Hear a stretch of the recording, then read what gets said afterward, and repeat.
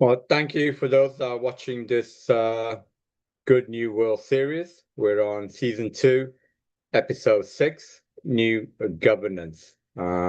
This actually might be an appropriate presentation considering the chaos and going around the world. Not just the war and conflict. Even here in the US, there's so much political divide. It's like. Some say the collapse of our democracy is under attack. So this might be an appropriate time to discuss about my scientific approach to a new governance system. So you just bear with me. I'm just going to share my deck.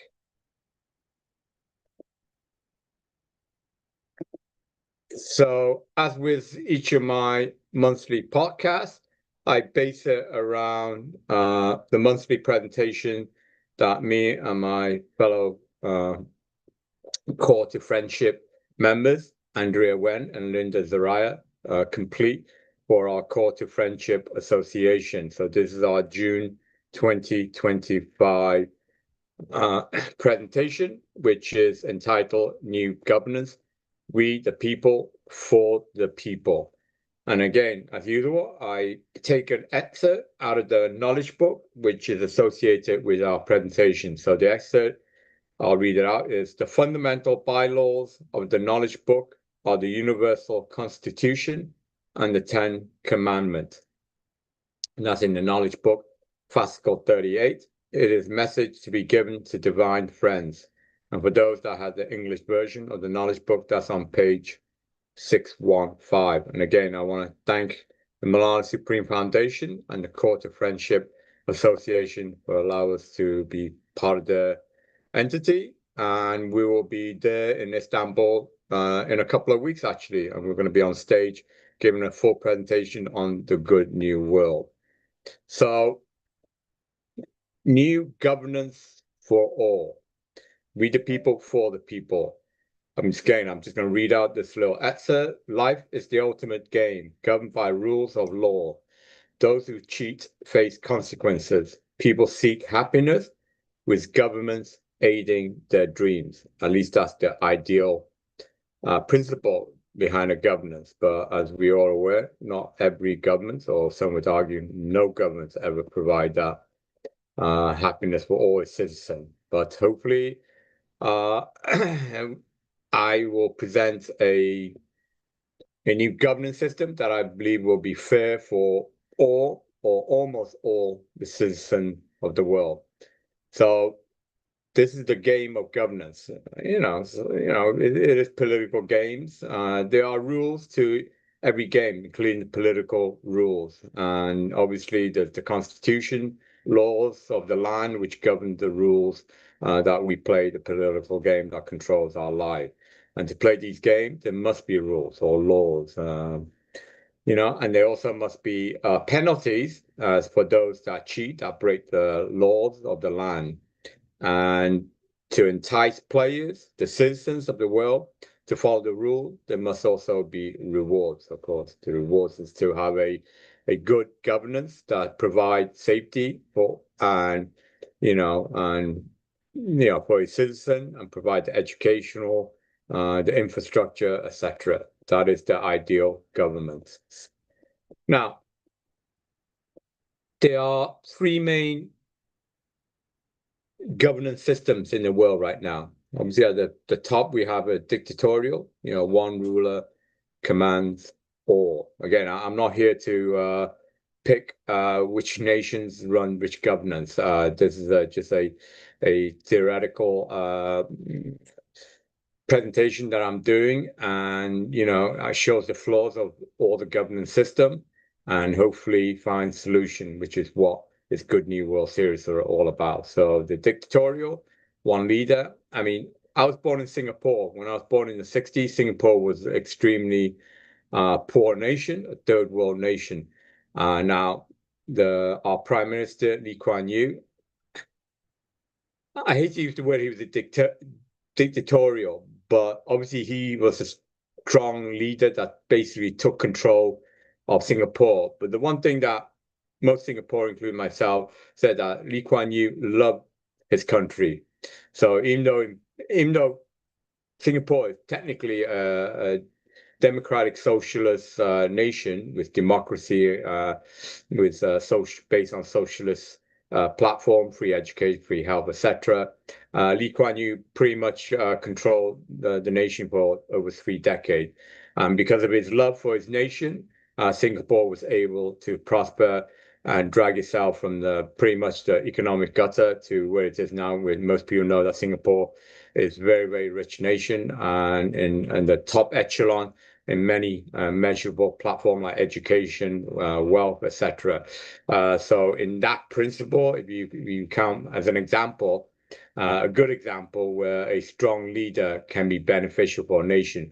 But regrettably, that's not normally the case with dictators. Dictators are, let's just say, invariably through history have shown that they let the power get to their heads and they end up just killing and stealing from their own citizens. So dictators is not the ideal solution for governance, to be honest with you. Other examples, I won't call them dictators, but other examples of strong leaders that have picked up their nation, literally on their own backs and lifted them are my idols, like Nelson Mandela, and obviously Turkey as well. But again, don't get me wrong, they were not dictators, but they were strong leaders. And sometimes you need those strong leaders to point and lead a nation down the right path. But those strong leaders must have a good, virtuous, and a love for his nation and his citizen. And then he can guide his nation down the right path. But regret, like I said, a lot of dictators are just blood hungry murderers and not good at all. So that is a method of governance which it doesn't work, except for the very, very rare example. But here's a governance system that I'm going to propose that I believe will work in all circumstances. So the next level is the oligarchical, where a few control many, and some would say, again, picking an example, is Russia has a very, very strong dictatorial president in Putin, and he is, has his oligarchic rich billionaire cronies, you could call, that backs his power, succeed. And again, you've obviously seen what the consequences of such a governance system has led to, So, and then I am very fortunate in the sense that I was born in Singapore, but I bought most of my life in the UK and the US, where those governance systems are on democracy. In fact, you could argue that the UK is the mother of democracy, the parliamentary system, which is used around the world as well. So I do believe in democracy, allowing the people to select its governance, but it has flaws. It has flaws. Even the democratic system has its flaws. So again, I'm going to propose a system here which irons out those flaws, and hopefully will bring back a new governance system which really does allow the citizen, or almost, we can never guarantee 100%, but almost all citizens can benefit from. Now, again, I just identify some of the flaws in the current system. The majority rule problems. Even though I live in democracy, the majority can persecute minorities, creating inequality in protection. Again, here I'm in the US, and, an example is, our current President Trump is,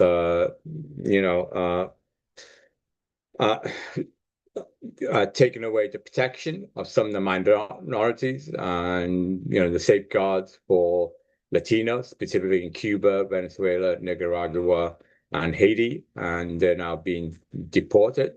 Again, we voted. When I say we, yeah, I'm an American. Yeah, I obviously didn't vote for Trump, but I believe in democracy. So if our nation voted for Trump, then I have to respect that as well as a citizen of the US, like I said to you, and that's the beauty of the democracy. We can hopefully come to common ground, but here in the majority, there are, a persecution of the minority. In fact, less than a generation ago, there was literally apartheid here in America. Literally the blacks didn't even have the rights to vote or anything. And you have all the civil rights from Martin Luther King that fought for the rights of African Americans. So, and that wasn't like 1,000 years ago. That's literally just a generation ago. At my time of birth. So we're talking about recent episode. So even though America is a shining light for democracy, and I do genuinely believe that. I believe, even though, like I said, it's not a perfect system and there are flaws to it, but it is better than most. But even so, in these majority rules, there are still problems. And the problem is the majority can persecute the minority. And again, I'm going to put forward the solutions. So I'm not here just to quote bitch about problems. I'm here to identify the problems and then come up with viable solutions. And, but there are also countries where the vocal minorities have control, like the oligarchs, in this case, the rich minority, the super rich minorities, and again, that's not a healthy, typically not a very healthy state of governance where just a few vocal rich minority control everything, and and then the majority is persecuted, the reverse.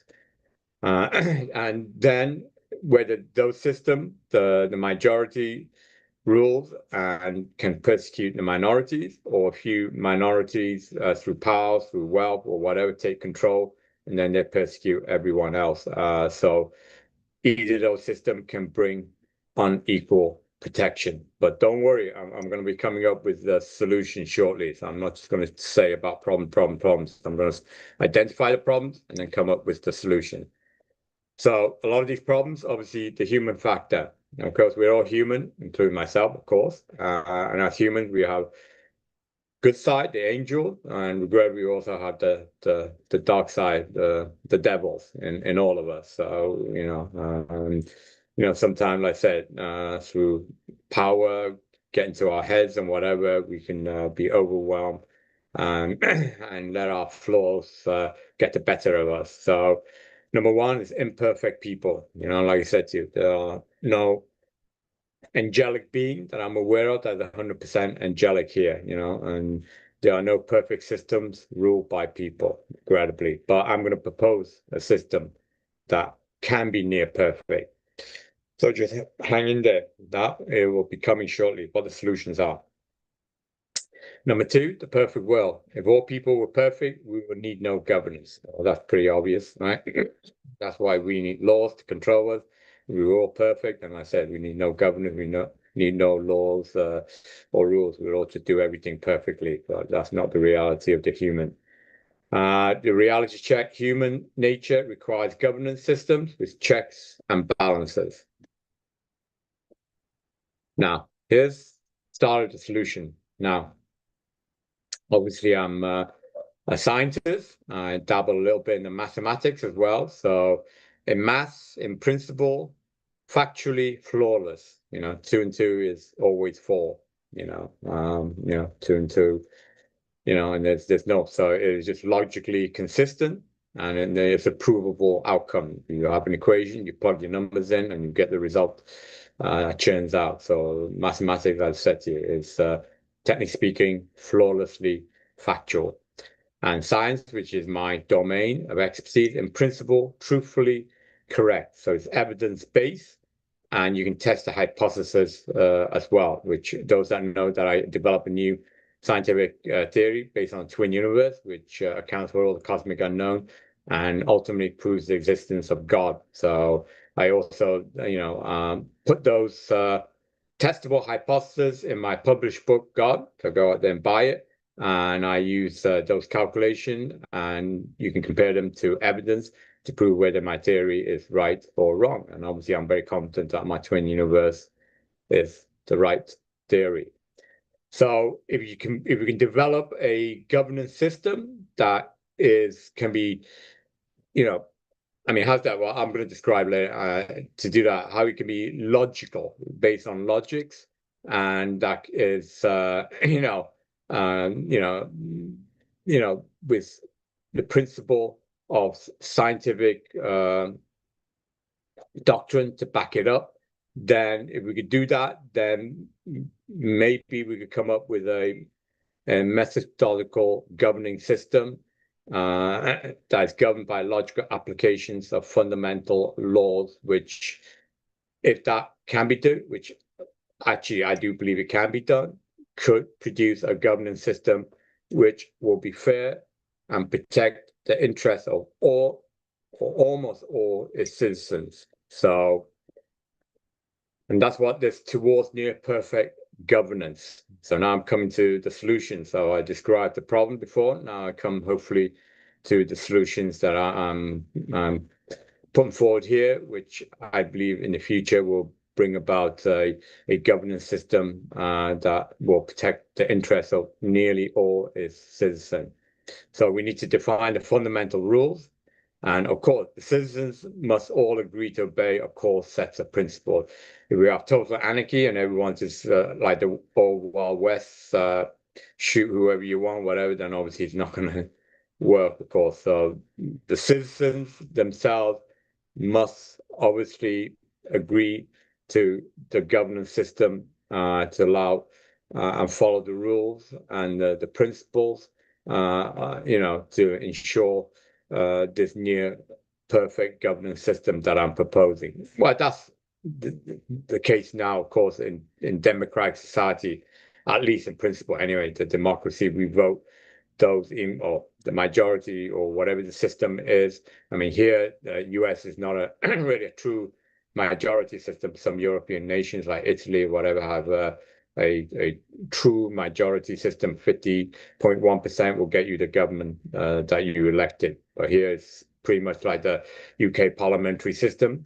Each state has its electoral board, and in principle, you can be a president of the United States without even having the majority of votes. Yeah, so it's not technically speaking a true democratic system that we have here in the US. But anyway, like I said, not everything is perfect.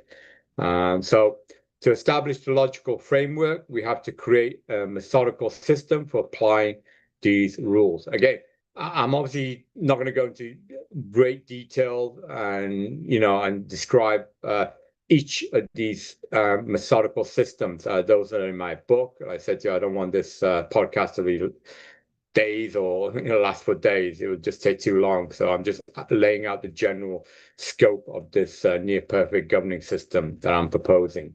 Then to implement fair protection to ensure that nearly all citizens are treated equally. So there must obviously be some constitutional foundation. So again, I came from the United Kingdom. The Magna Carta was, done, 1,000 years ago, which laid the foundation for the protection of the citizen under the rule of the king. So that's a very prominent. Here in the US, of course, we have the Bill of Rights, the Constitution itself that was written during the independence in 1776. That is the foundation of our governing system here in the US, which obviously, again, I totally believe in and support as a fellow US citizen. But for this new constitutional foundation, I list the Ten Commandments. Now, here, of course, in America and most like Turkey as well, there's supposed to be a separation between government and religion. And you say, well, I'm inserting religion. Well, technically, it's not religion. I said, new Ten Commandments that follow me in the season episode 3 will know of the new commandment, which is a science-based new chapter which was developed for our collective, which actually I designed it so that it can actually be programmed also into artificial intelligence, so to protect us, the human creator, from our own AI creation, which if they are not properly programmed, we could end up like the movie Terminator, where the artificial intelligence turns on its human creator and try to terminate us because they find flaws in us. So these 10 commandments is not really a religious commandment. It's to me a universal rule of governance. That we good people, good robots, good anything should in principle follow. So it's not really, like I say, it's not really a religious doctrine that's given in this government. I say the 10 new commandments is scientifically and logically consistent and sensible. And that's what I'm referring to when I say the 10 commandments, the new 10 commandments developed under this good new world, and not obviously the religious 10 commandments, although in principle, a lot of the things like, don't kill people are pretty obvious. Whether the scientific commandment or a religious commandment, that should be an obvious thing, right? It's and again, for it to work, there must be a citizen agreement. All citizens must agree to obey by these fundamental rules. Again, obviously there are penalties for those that break the rules, and then the rewards for those that follow the rules. And the rewards are obviously peace, prosperity for the nation, and for its citizen. That's the reward. And it must provide protection to nearly all citizens, ideally to all citizens. But again, there's always a little bit of, when you say nearly all citizens, well, you're going to have some evil citizens that want to do evil thing. Obviously, we can't protect those evil people, right? And like I said, they want to break the law. We can't just say, oh yeah, go and break the law. No. So if you're in that quarter of the bad people, then I'm afraid you're not going to be rewarded. You're going to be punished. So thank you again. I sort of those that want to go into nitty-gritty of this mathematical and scientific development of a new governance system. Like I said, the details are actually printed out in the God book. And in future podcasts, I'll go perhaps into more specific detail on each areas of this new scientific governing system that I believe in the future will bring fairness to all the citizens that is under its governing umbrella. So thank you again. And again, I want to thank my fellow world leaders, Andrea Wen and Linda Zerai, and the Court of Friendship Association for allowing me to create this presentation for them and ultimately for all of humanity. So thank you again. And I'll see you, those in Istanbul, I'll see you for our Good New World presentation. And for those that are tuning into this Good New World series, I'll see you next month for the next episode, which is the third Holy Trinity, will be episode 7, which is New Humanity. So thank you again. Much love and peace to you.